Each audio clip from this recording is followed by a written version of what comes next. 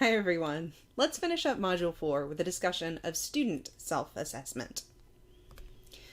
At the end of this module, we're going to be able to articulate the benefits of self-directed learning, self-assessment, reflection, and metacognition, consider important features of student self-assessment and options for student self-assessment, and you'll be able to introduce student self-assessment strategies into your classes. So let's get started. Let's start with the idea of self-directed learning. Self-directed learning, from the student perspective, basically means that we want students to be able to be in charge of their own learning, with us there as instructors, as kind of guides, more than as kind of taskmasters forcing students to learn things. And kind of the principle behind this, because you see articulated here, to become self-directed learners, students must learn to assess the demands of a task, evaluate their own knowledge and skills, plan their approach, monitor their progress, and adjust their strategies as needed. And we can kind of think about this process of students becoming self-directed learners through something called the staged learning, self-directed learning model, that I have represented here. So basically, we think about this as happening in stages. And for me, I like to think of this as happening over the course of a curriculum, right? So beginning students come in, they are kind of dependent on the instructor, who is kind of an authority or maybe a coach, to help them learn. So maybe in a 101 level class. In stage 2, so maybe an intermediate level class, we've gotten students interested. And so the instructor can act more as a motivator or a guide, inviting our students to get more and more involved and more interested. At stage 3, maybe we have at intermediate to advanced level, we have more involved students where the teacher really becomes more of a facilitator. We have discussion facilitated by the teacher who participates as an equal, right? There's not as much of a hierarchical divide. We can have seminars, we have group projects. Basically, students are starting to really generate a lot of elements of learning. And then finally, in stage 4, hopefully by the time our students are leaving our programs, this is where they are. They're self-directed, right? Which is great because when they leave us, we want them to be able to seek out answers without our help. We're trying to push them out of the nest by the end. So at stage 4 is entirely self-directed, right? Where the instructor can act as a consultant or a delegator or somebody to kind of guide you a little bit, but not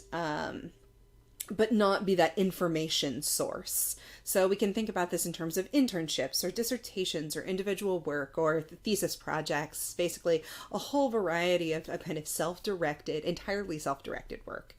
And I've staged this as kind of a, 101 to graduate level kind of development, but it doesn't necessarily have to be that way, because one of the things we can see is that there's room for all of these roles of the teacher and all of these roles of the student in kind of every course that we teach.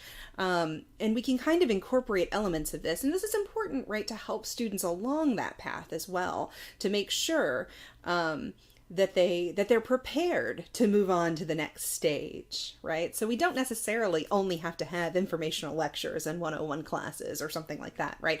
We can help students start to prepare early to get them into that next stage of growth, of development.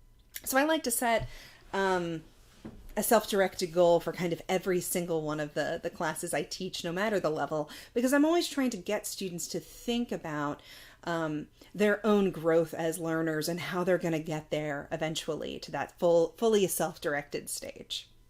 So let's talk about some ways that we can do this. What are our options? So we've already looked at a few of these strategies in the previous videos, and the ones I'm going to focus on now are ideas about self-assessment, including things like participation and collaborative design. So one of the things that we really want to think about here is, what do our policies and strategies promote? What values do they communicate? Are we encouraging students to take risks and grow? Or are we discouraging that with punitive policies and strategies? So Amy's already talked about a lot of that. I'm going to particularly talk about self-assessment and the things that we can kind of build out of it.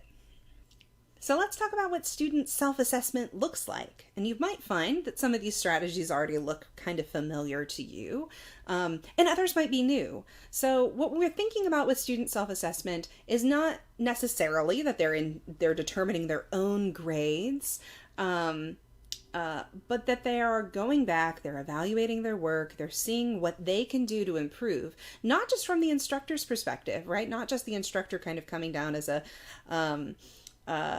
an authority on high to say, you missed this and you need to fix it.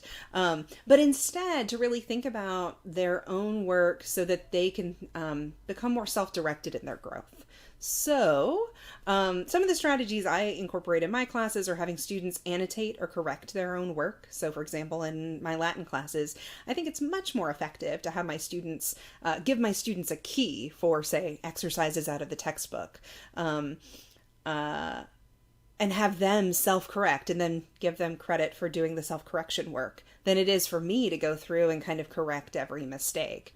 Similarly, reflection assignments, having students do journals or those kind of things can really work in any type of course where you have students think about their learning and think about the assignments that they've done. And what they've learned, right? Just having kind of a general reflection on what did you learn this week? What's one thing that you took away from this lecture, from this reading, from this assignment? And those can be really revelatory for the instructor as well to see what students are getting out of these assignments. Things like exam wrappers, so having some questions about, how did you prepare for this exam? How do you think you did? What was most challenging? What do you wish you'd studied more? Things like that, right? To ask students while they're still in that brain space, while they're still in that moment of taking the exam, right? To think about what they can do to improve for next time. Having things like group work assessment. So this is something I always do. I never assign group projects without asking my students reflection questions afterwards and sometimes during the project to talk about, what did you do in your group? What do you think worked well? If you were going to do this again, what would you do differently? Those kind of ideas. Peer review, usually with careful structure to ensure useful feedback. So I give my students a worksheet to fill out. Whenever they're, say, reading somebody else's paper, to really reflect on, some key elements. So for us, it's usually a thesis and evidence. But it could be other things for you that you want students to particularly hone in and focus on. The feedback that I get about the peer review worksheet that I give out to my students is that it really helped me think about how to structure my own paper when I saw it against somebody else's and gave somebody else advice about how to structure their paper and things like that. So that kind of self-assessment as you're assessing somebody else can also be really helpful. Another thing that I do in my writing courses is I have students collaboratively create a rubric. So this is really important for I think for my research paper students, because everybody is coming from different traditions of how you do a research paper. And so everybody kind of comes at this with different ideas. And so what I like to do is just try to incorporate those ideas. So I gave my students 3 templates for rubrics and had them vote on which one they liked best. And then we had it on a Google Doc and everybody commented and changed, percentage weightings and really got into kind of the details of, how do we describe what good evidence looks like? How do we describe what a good thesis should be, and things like that. So getting students involved in the process of how their work is going to be assessed, how their work is going to be graded, is also another one of the ways to think about what student self-assessment is. Even if you're the one in the end doing the grading, they can be the ones that kind of determine the rules of the game, as it were. And then finally, one thing I've been doing lately that I really, really like is having students generate their own participation scores. So I've had the worst trouble trying to figure out participation scores for discussion classes at the end of the semester. And I read an article, which I'll post in the resources, a few years ago about having students basically do their own self-assessment of their participation scores. And I developed an assignment out of this, which basically has students at the beginning, middle, and end of the semester, at the beginning, set goals for participation particularly, and we think about it on kind of a number of fronts, right? In terms of attendance, in terms of speaking up in large group discussion, and speaking up in small group discussion, participating on discussion fora, or whatever sort of other engagement activities we're doing over the course of the semester. In terms of preparing for class, how are they doing in terms of, keeping up with the readings, and how are they doing the readings, things like that.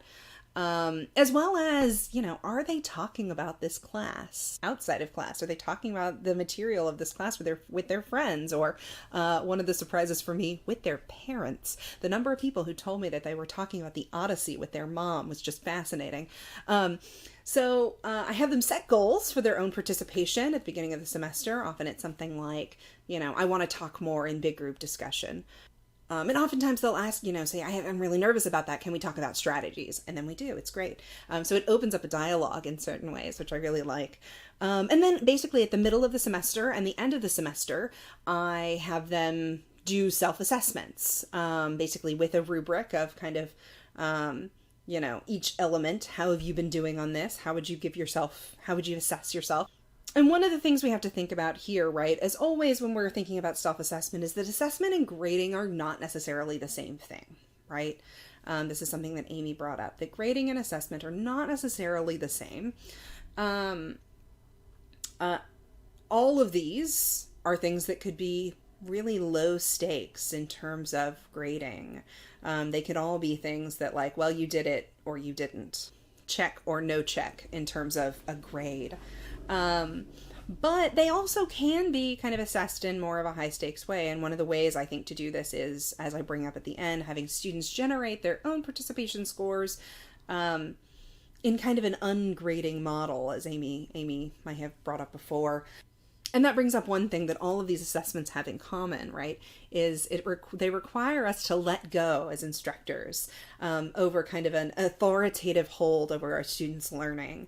Because one of the things that self-directed learners have to do is direct their own learning. So we're in that model, right, we're there at the end as kind of facilitators and guides, but not so much as kind of the authority hovering over you, making you learn. So that's one of the things to kind of think about when you're thinking about the differences between what you want to have students self-assess and what you want to particularly make sure you have control over when you're grading. So that's just something to kind of think through and reflect on yourself. And then finally, framing self-assessment activities. So you'll find that sometimes students can be really resistant to assessing themselves, right? They don't want to, show weakness sometimes. So and folks will react in really different ways, either by continuously saying, that they're not working hard enough, that they're not doing enough, or by doing the opposite, right? By really trying to oversell what they've been working on and what they're doing. So one of the ways that we need to make sure that we're kind of framing self-assessment assignments is encouraging students to let go of that, view of kind of the hierarchical learning environment where they're trying to persuade us to grade them a certain way, but really to take charge of their own learning and get into that self-directed growth mindset mode. So some of the ways to kind of guide this along are by providing samples, right? Showing annotated student work, making clear your expectations. Giving tiered opportunities to practice and develop self-assessment skills. So, not just in that, last level of development, right? Should we be kind of introducing the idea of self-assessment, but early on, so students can kind of, through their stages of development, really figure out how to do this, how to make this work, how to direct your own learning, and how to assess your own progress. So one of the things that I mentioned, right, is having students set their own goals, evaluate them mid-semester, and then evaluate them at the end of the semester. We also want to make sure that we give clear criteria of what we do and do not want. So creating rubrics and things like that. And often, or otherwise really clear instructions, often that focus on strategizing and reflection more than kind of implementation. So instructions that don't necessarily circumscribe exactly how students have to do something. So we don't have like really strict rules about formatting or things like that, right? Giving students the freedom to kind of reflect and assess in ways that are most useful for them. And then finally, providing more detail than may feel necessary. Keeping in mind that a lot of students haven't necessarily self-assessed before, and they may be unsure and anxious about what's being asked of them. As I mentioned before, some students will react to this unsureness by kind of overselling the amount that they've done, and some will undersell the amount that they've done in terms of how they assess their progress. And I think that one of the things that just really takes is reassuring students of what we're actually asking them to do in these self-assessment activities. To really help them see how this can be helpful, to explain really how this can be helpful, how this can be useful in terms of their own self-directed learning, and not just in terms of what kind of grade they're going to get. So not to totally eliminate the legitimate concerns that students have about grades, but to underscore this as an important element of your course. It can be something that's really important to help students along that path of self-directed learning. Okay, that's it for now. See you later.